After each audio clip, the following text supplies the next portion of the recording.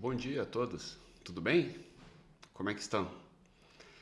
Vamos hoje ao último episódio da nossa série do podcast Resposta para Tudo, onde eu respondo a seguinte pergunta: engordei, o que eu faço agora?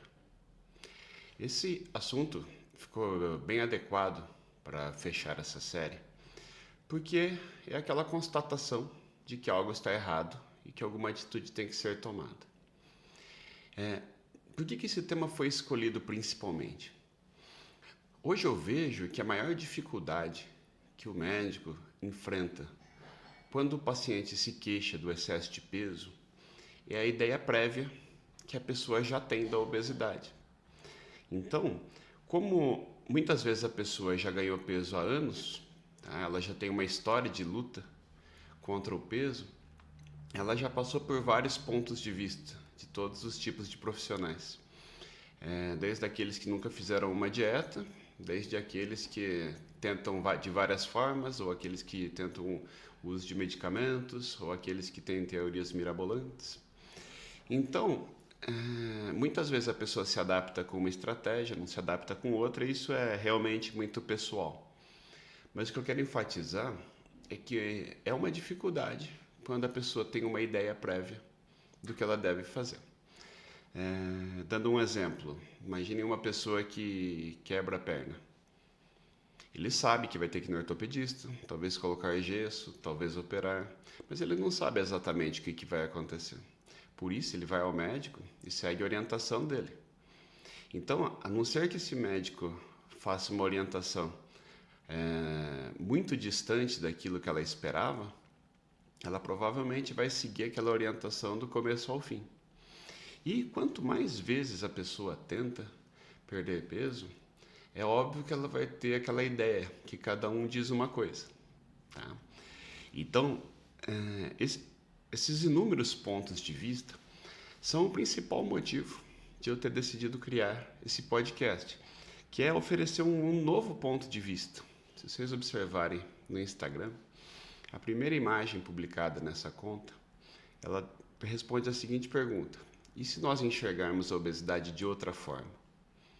Então, se todo mundo talvez considerasse que vários mitos da obesidade eles estão presentes, talvez a gente abordasse de uma forma mais técnica a obesidade, não tão apaixonada e não partindo de pressupostos. Tá? Então, como por exemplo, se eu não fizer exercício, eu não vou perder peso. Eu preciso fazer exames da minha tireoide porque o meu metabolismo é lento. Isso tudo a pessoa tirou de onde? De alguém que já falou isso para ela, mesmo não sendo verdade. Então, a própria família da pessoa, os amigos, também já têm uma ideia prévia.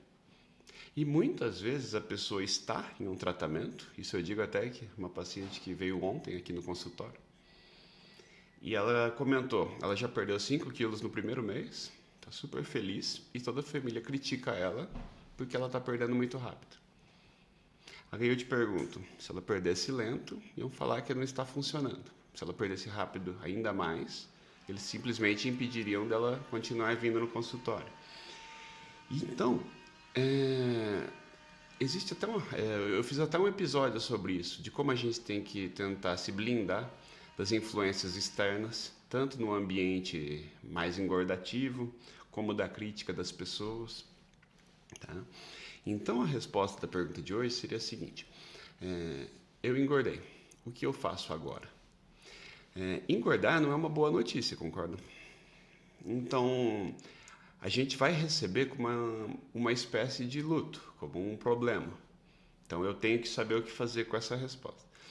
E toda notícia que nós recebemos, especialmente as ruins, elas têm uma sequência de fases, tá? Que são os famosos 5 estágios do luto.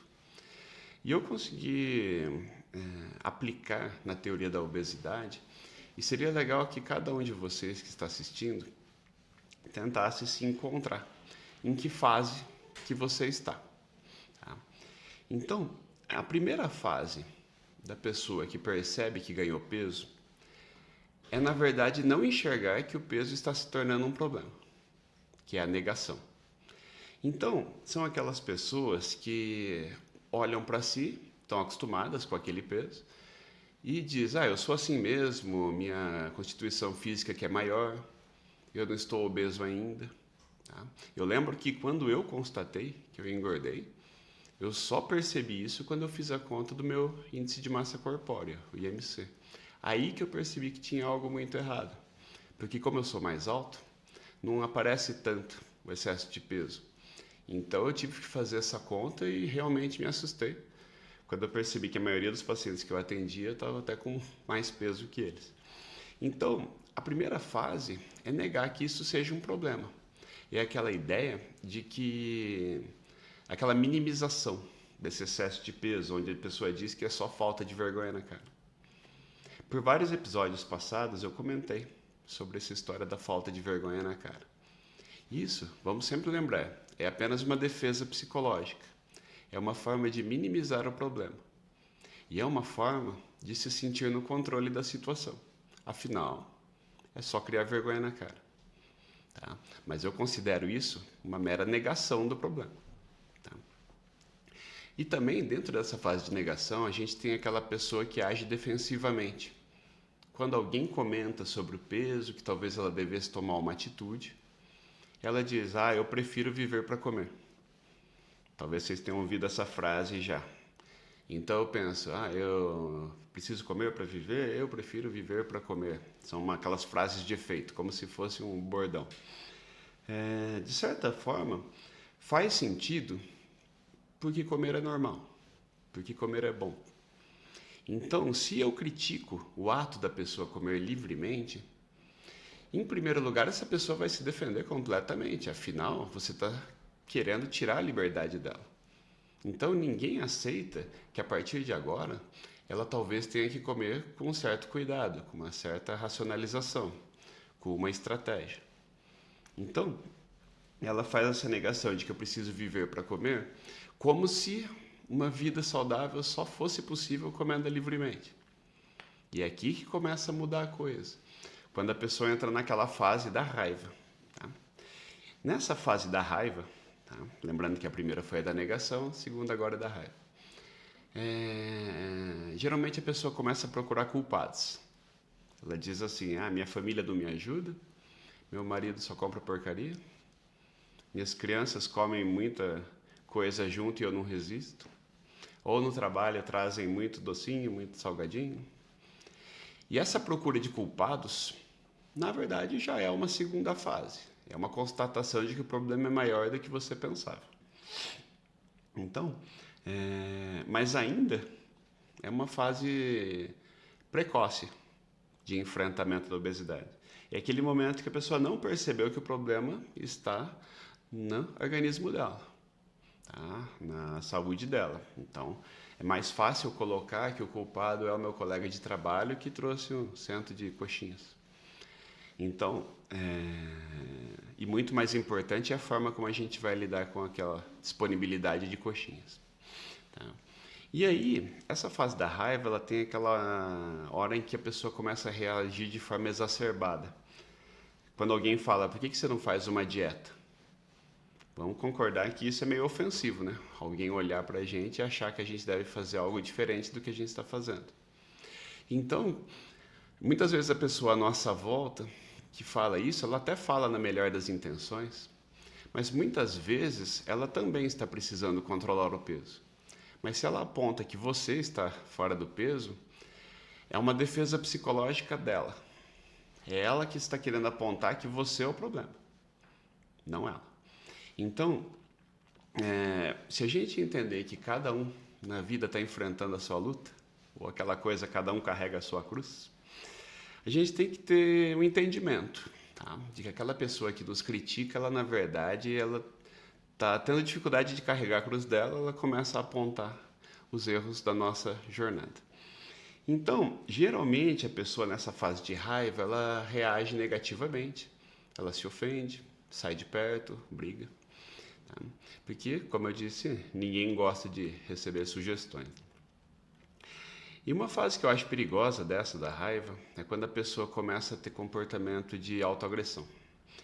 Que é quando ela fala aquela famosa frase: ah, hoje eu vou comer até estourar. E a gente sabe que muito da compulsão alimentar, ela vem justamente do desejo de liberdade. Então, tentando resumir a minha visão sobre a obesidade, que eu quero enfatizar aqui, eu considero uma visão correta, mas claro que muita gente vai discordar de mim, de que comer livremente é absolutamente normal. Só que a pessoa que teve o distúrbio hormonal que leva à obesidade, ela vai ter que abrir mão de comer livremente. Isso é uma constatação. Então, quando eu começo a ter um comportamento de autoagressão, eu começo a simplesmente desejar liberdade e que ninguém me incomode mais. Então eu vou comer até estourar, quer dizer o quê? Nem tente me fazer qualquer tipo de sugestão. Hoje eu quero ser livre. Tá?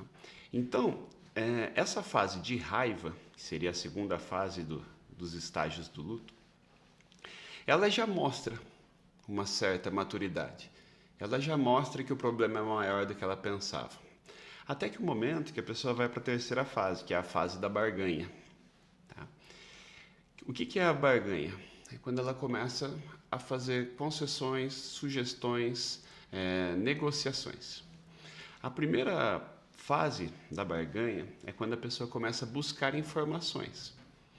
Hoje, com a disponibilidade da internet, é muito fácil que eu procure qualquer assunto. Logo, a disponibilidade de informação é infinita, assim como os pontos de vista.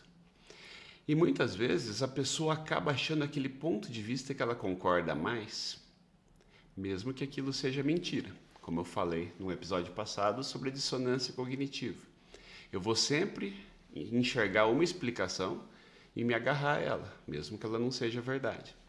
Então eu vou perguntar, vou ver o que os amigos fizeram, eu começo a olhar em volta as pessoas que tiveram casos de sucesso e perguntam o que elas fizeram. E até o momento que a pessoa decide procurar o médico. Há de se convir que a pessoa, quando ela decide procurar o médico, ela já assumiu que é um problema maior do que ela esperava e pelo menos ela já está dizendo que é um problema de saúde, tá? Em vez de achar que é um mero comportamento inadequado. Então, por mais que nós tenhamos várias fases dessa constatação de que engordou, a gente percebe uma maturidade nessa decisão. E aí, dependendo do médico, tá? A pessoa pode se encontrar com essa teoria, ou ela pode refutar completamente essa teoria. E isso é muito pessoal. Tá? Nessa hora, é a hora que mais influencia a bagagem que a pessoa já tem sobre a obesidade. Então, se ela já tem uma ideia prévia, ela com certeza vai confrontar com aquilo que o médico está dizendo, e de certa forma isso é válido. Mas o que a gente tem que tentar, talvez, é se abrir e entender que nem todo mundo sabe tudo, nem todo mundo está certo. Então a gente defende o que a gente acredita. Tá? E aí, a fase da barganha, ela envolve a assunção de riscos. É aquela hora que a pessoa decide fazer o seguinte: bom, eu vou tomar para ver no que dá. Eu vou tentar, vamos ver se eu consigo. Então ela parte daquela constatação de que algo está errado para a atitude. Então, aquele médico, ou aquele blog da internet, ou aquela amiga sugeriu alguma coisa, e isso é um perigo, que geralmente eles sugerem os termogênicos com laxantes que você compra livremente na internet. E aí a pessoa aceita correr o risco. Como é muito mais fácil a gente usar algo que faça o serviço sem ter que fazer dieta, independente do risco absurdo que eles conferem, especialmente os riscos cardíacos, eu aceito correr esse risco. E eu aceito pagar o preço. Esse é o problema. Geralmente essas promessas mirabolantes, elas vêm embutidas com um preço bem alto. De certa forma valida aquela tentativa, porque a pessoa pensa, se é caro, então eu vou tentar. Tá? E hoje eu vejo, sinceramente, que várias estratégias caras, como os medicamentos modernos, ou como os pacotes de dieta, todos organizados e comerciais, sinceramente, não oferecem resultado algum pelo preço que eles cobram. E aquela fase que eu falei várias vezes ao longo desses episódios da barganha é aquela história da dieta heróica. Então, a dieta heróica, em última análise, é aquela pessoa que ela até aceita fazer a dieta, só que só até determinado dia. Essa pessoa ainda não entendeu que a doença é crônica, mas pelo menos ela vai tentar fazer até dia tal. Eu acho interessante essa parte, assim, porque todo mundo que vem procurar a gente para perder peso, ela não cogita recuperar esse peso no futuro. Ela pensa apenas em emagrecer. Mas como no fundo ela já tem aquela ideia de que é uma mera sem vergonhice, ela entende que é só criar vergonha na cara por um tempo e está tudo resolvido. Então, para eu conseguir ter um resultado duradouro, como nós falamos no episódio sobre o efeito sanfona, desde o início do tratamento, eu tenho que ter uma abordagem condizente com a manutenção. Lembrando agora, até o porquê desse tema hoje, nos últimos dias, na última semana, na semana anterior, eu recebi vários pacientes que estão aqui com a gente há vários anos. E são pessoas que, elas em hipótese nenhuma, elas consideram fazer uma dieta heróica. Que se é aquela, decido, respiro fundo, sigo uma regra bem radical, como se fosse até questão de honra, e vou cortar todos os carboidratos, vou só comer carne, ovo e salada. Sim, essa pessoa vai emagrecer, muitas vezes num ritmo recorde. Vai ser a sensação do círculo dela. Mas a gente sabe o que vai acontecer em seguida, né? Então hoje, até como paciente, eu valorizo muito mais a manutenção no peso perdido no longo prazo. Afinal, emagrecer qualquer dieta emagrece, é só seguir. Então, para eu conseguir ter uma manutenção de longo prazo, eu tenho que evitar a dieta heróica com toda a força possível. Porque quando eu começo a fazer algo radical, eu deveria me perguntar, eu vou fazer isso a vida inteira? Não, não vai. Então, se eu não vou fazer isso a vida inteira, por que eu comecei a fazer? Porque eu pensei apenas no resultado de curto prazo, jogando a manutenção do peso para um futuro que não existe. Essa pessoa, nessa tentativa frustrada, ela vai simplesmente perder massa muscular e tornar a próxima tentativa ainda mais difícil. Certo? Então, inclusive até uma paciente que veio há alguns dias, ela me contou que ficou 35 dias só tomando água. Mostrando que é possível realmente a pessoa comer muito poucas calorias, eu até imagino que algumas poucas calorias ela comia, mas ela disse que a dieta dela basicamente era ficar de água e perdeu muitos quilos em um mês. E é uma pena, porque ela disse que nesse processo, quando ela recuperou quase 8 quilos a mais do que ela tinha quando começou. Então, quando uma pessoa ela abandona um tratamento, geralmente ela retorna ao peso máximo que ela tinha antes. Só que se essa pessoa perdeu massa muscular e ela foi radical, ela vai ter um retorno a um peso pior. Afinal, ela vai perder a massa muscular e vai perder o metabolismo basal. Então imagine só como é que essa pessoa lida. Ela toma uma atitude, um rompante, ela radicaliza a dieta sem pensar que talvez ela volte com mais peso depois. A pessoa realmente não acredita que isso vai acontecer até que acontece. Tá? E aí a gente vai para a quarta fase, tá? Que é a constatação de que o problema é maior do que eu pensava de verdade. Então essa fase é a fase da depressão. É aquele momento que a pessoa se isola. Ela começa a evitar ir para a praia. Na praia ela evita ficar de biquíni. Ela começa a tirar fotos se escondendo atrás das pessoas. Ela evita aparecer em fotos. Quando alguém tira uma foto, ela pede para olhar para ver como é que ficou e no fundo ela quer ver se aparece o excesso de peso. Tá? Então, todos esses conceitos eles são interessantes porque eu quero que vocês tentem se identificar em que fase que vocês estão. Então, essa história do isolamento social, eu acho complicado porque essa pessoa até evita se alimentar em público. Se vocês observarem, tá? Se a gente for em alguma lanchonete de fast food hoje, uma pizzaria ou numa churrascaria, um rodízio, tentem observar se vocês encontram alguém obeso. É a grande minoria. E todo mundo só vai olhar para o prato do obeso. sendo que os outros 90% do restaurante são magros e ninguém fala nada. Então façam esse exercício para perceberem se a alimentação é a culpa de tudo. Será que não é uma doença mesmo? Vejam a importância de ter um novo ponto de vista. Isso eu fiz uma vez, até de fotografar os restaurantes para mostrar para as pessoas, como eu coloquei no meu e-book, Os Mitos da Obesidade. Essas fotos, elas mostram que a gente enxerga aquilo que a gente quer enxergar. Então, se a gente quer achar que a alimentação é um problema, se eu estou num local que tem muita comida calórica e de má qualidade, como eu interpretar isso, eu tenho que encontrar alguém obeso também, mesmo que a maioria esmagadora seja magra. Então, eu só vou olhar para a pessoa obesa. Tá? E essa pessoa, ela sente isso. Ela evita se alimentar em público. Ela sabe que as pessoas vão ficar criticando o que ela está comendo como se estivesse ali o problema.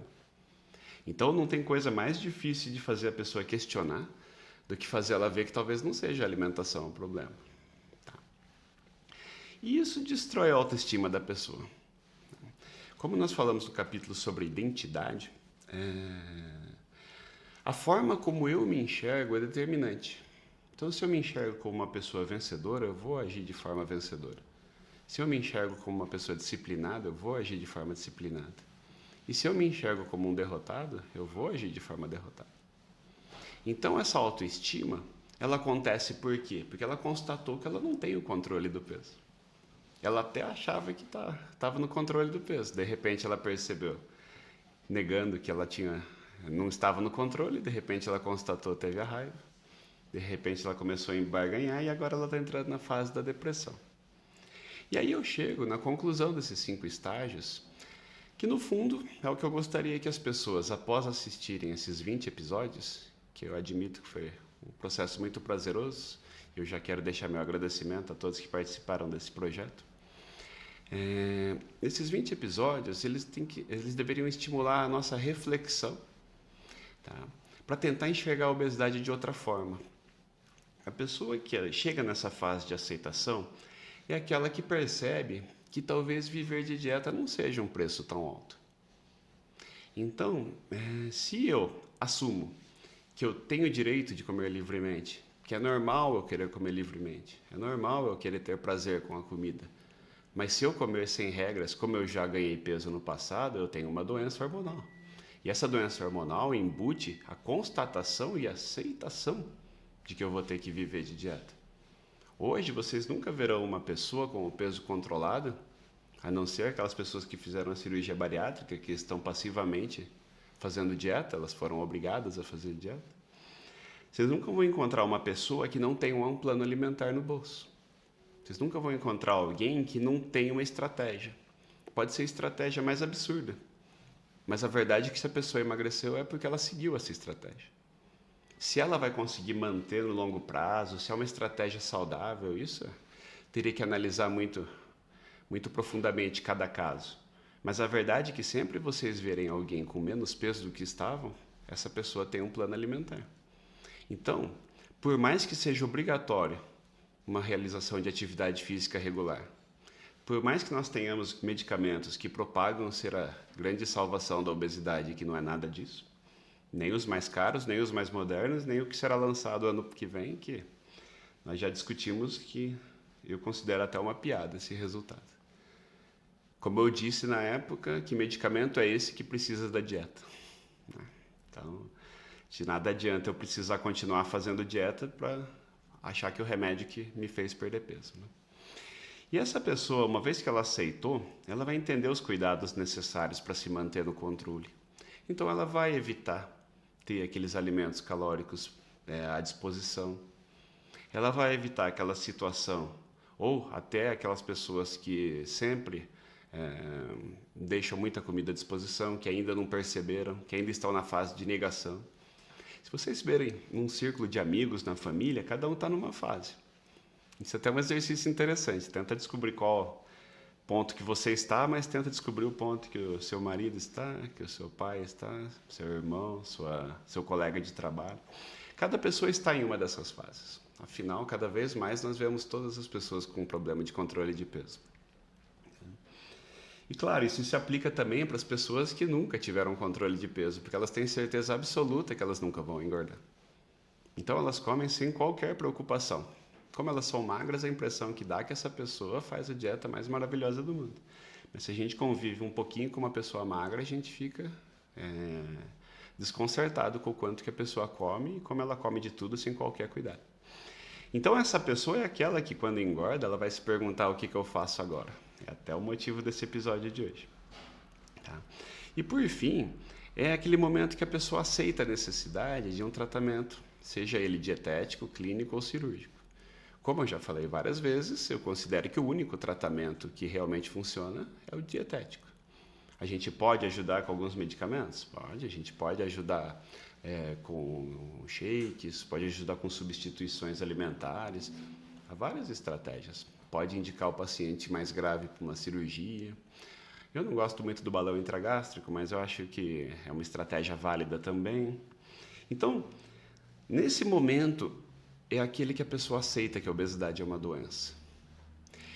E até por que eu escolhi esse episódio hoje? Porque essas pessoas todas que vieram nos últimos dias, que são exemplos de manutenção de longo prazo, de anos e anos aqui com a gente, todas essas pessoas elas sorriem. Isso me chamou muita atenção. Por quê? Porque são pessoas que conseguiram se encontrar dentro da obesidade. Quem estiver me ouvindo sabe o que eu estou falando. Essa pessoa ela sorri de constatar que ela tem um problema. E ela encontrou no tratamento médico, na visão médica, um controle daquele problema. Então é muito recompensador. Porque essa pessoa, apesar de constatar que ela vai ter que viver seguindo um plano alimentar, ela já aceitou que funciona, ela já aceitou que ela vive muito melhor com esse plano alimentar. E essa pessoa sorri. E isso me chamou bastante atenção, até me emocionou às vezes que eu percebi isso. Porque é muito bom a gente fazer as pessoas verem que nós podemos estar no controle da situação. Tá? Boa parte da ansiedade, das angústias que nós temos na vida, é justamente a sensação de não estar no controle. E o que todo mundo busca em todos esses aspectos da vida é assumir o controle da nossa vida. Uma vez que a gente segue todos esses processos e enfrenta a obesidade como uma real doença, isso quer dizer que eu preciso procurar ajuda e seguir essa ajuda da forma que esse médico entende, da forma que aquele médico entende. De forma nenhuma quero dizer que eu estou certo em tudo, eu só entendo que eu estou certo. E muita gente pode me questionar, mas na hora que a pessoa percebe que ela tem um caminho e ela começa a se perceber como uma pessoa de sucesso no controle do peso, aí o processo está completo. Essa pessoa ela realmente passou por todas as fases e a fase final, e que eu desejo para todos nós, é que a gente saiba que eu posso até ganhar peso, mas eu coloco o peso onde eu quiser. Eu só sei o caminho. Não vai ser um caminho difícil, mas eu chego no peso que eu quiser. Certo, gente? Então, concluindo esse episódio de hoje, já quero deixar meu agradecimento não só pela presença de hoje, como por todos os outros episódios. Eu vou fazer uma compilação de todos os títulos, vou publicar para vocês, para quem quiser assistir agora no recesso do final do ano. Façam isso para tentar refletir melhor sobre o que a gente entende da obesidade. Tá bom, gente? Então, um grande abraço para vocês. Tá? A presença de todos vocês deixa até emocionado. Mostra como a gente pode fazer bem para as pessoas, tá? E como é recompensador todo esse trabalho. Tá bom? Então, um grande abraço para vocês. Um bom final de ano.